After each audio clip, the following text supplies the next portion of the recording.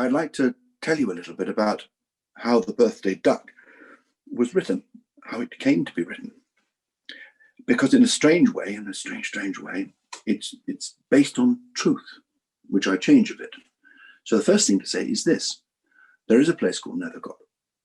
And Nethercott has been a place for the last 45 years where children from the cities, all over England, Bristol, Manchester, Birmingham, London, Plymouth, Portsmouth, all over, they come with their classes, 35 at a time, and their teachers, all the way through the years, summer, winter, autumn, spring, and they stay at this big house, as Sam Usher has painted it in the book.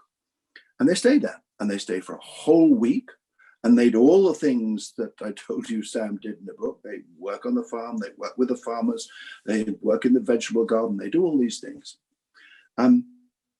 So that's the truth. And that has gone on now. There are 3 farms run by a charity called Farms for City Children, which is a charity my wife Claire started all those years ago, 45 plus years ago. And children go to these 3 farms. So we've had about 100,000 children now since we started, who've come from the cities, just like Sam, to live on and work on the farm. Okay, now one of these teachers, I suppose it was about 20 years ago, I can't really remember. We were sitting having coffee with the teachers one morning after we'd done our first lot of work.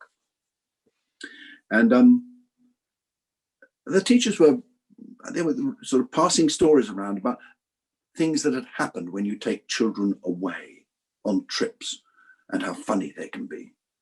And the funny story I ever heard about it was a true story told by a teacher from Birmingham. He was there with a group of kids from Birmingham.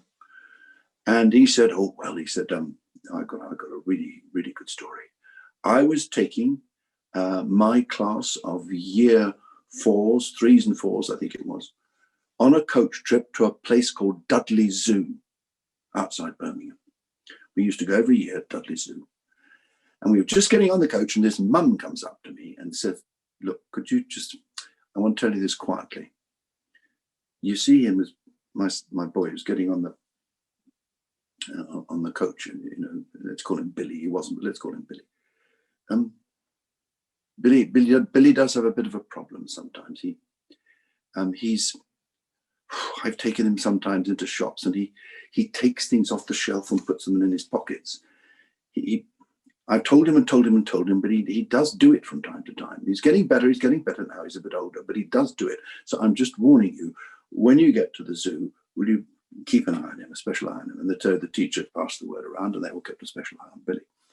Anyway, they had a lovely day at the zoo, had a nice picnic, it went really well, and they got back on the coach, and off they went back from Dudley Zoo to Birmingham. And they were going along the road, and suddenly there was a kerfuffle at the back of the coach, and this little girl came running up to the front where the teachers were sitting.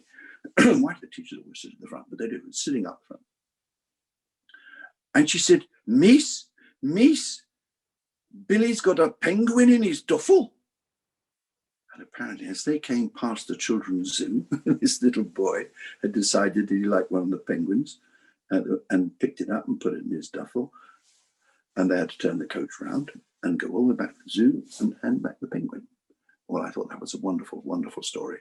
But I didn't want to write about a penguin in the zoo in Dudley. I wanted to write about here, Nethercott, because I used to take the kids into the market every single Tuesday. And they always loved looking at the ducks and the chickens. And some of them thought it was very cruel that the chickens were going to be taken away and maybe they'd be killed to eat all the ducks. And some of them did get quite upset. And I just thought, well, no, I won't have a penguin. I'll have a duck. I'll have a duck in his duffel, a duck in his bag. And so that's why I wrote the story. Every story you've ever read has some truth at the beginning of it. And that's the truth behind The Birthday Duck. Maybe one day you'll come to Nethercott and see this place for yourself. That would be completely wonderful. I live just down the road, so you can wave at me as you go off to feed the sheep.